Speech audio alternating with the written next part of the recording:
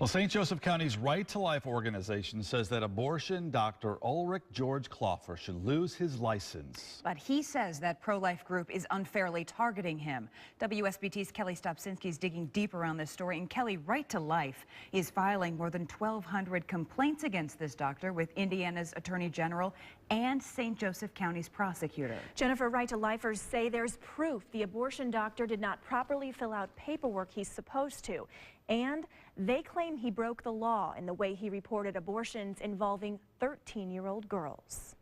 This one has errors in the number of terminations and the dates. I spoke with Dr. Ulrich Kloffer today on the phone. He admits he made mistakes. I'm not God. I'm a human being. I'm capable of making mistakes, just like the priest in South Bend that abused altar boys. But St. Joseph County's Right to Life director says leaving crucial information off medical records is inexcusable. If your or my doctor left off things in our medical records, that would be a lack of ethical medical standard. And I think you have to ask then what else may be happening behind that. Doctors who perform abortions are supposed to fill out this form and send it downstate to the health department in Indianapolis. The patients' names are kept confidential because of privacy laws, but the rest of the information is public record, and anyone can pay for a copy. Each improper terminated pregnancy. A handful of Right to Life volunteers say they found 1,202 mistakes when they combed through Dr. Kloffer's medical records from the abortion clinic he runs in South Bend.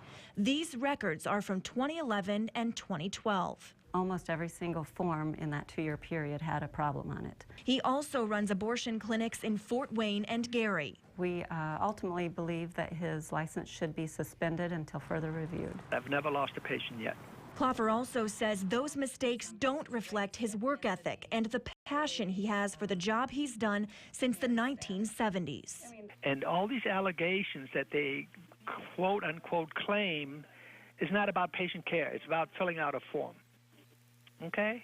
It's about paperwork. This sounds like a personal vendetta, a witch hunt. There are also questions about how long it took Dr. Kloffer to report 3 abortions he performed on girls under 14.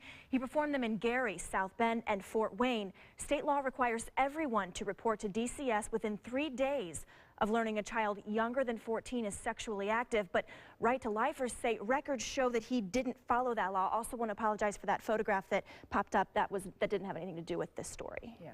You know, the other thing here is you also found out he has to appear before the medical licensing board for the state of Indiana, correct? That's right. About a month from now, he will go down to Indianapolis to do that. The state's professional licensing agency tells me that the board has questions that about comments Kloffer made to media about one of these cases involving one of the 13-year-olds. And what can the board do? I mean, what can happen to the doctor? What can they do? What can the board do? It could be a range of things. They could take away his license altogether. They could do nothing to him, or they could fine him, suspend him. So they really kind of have a lot of the control here.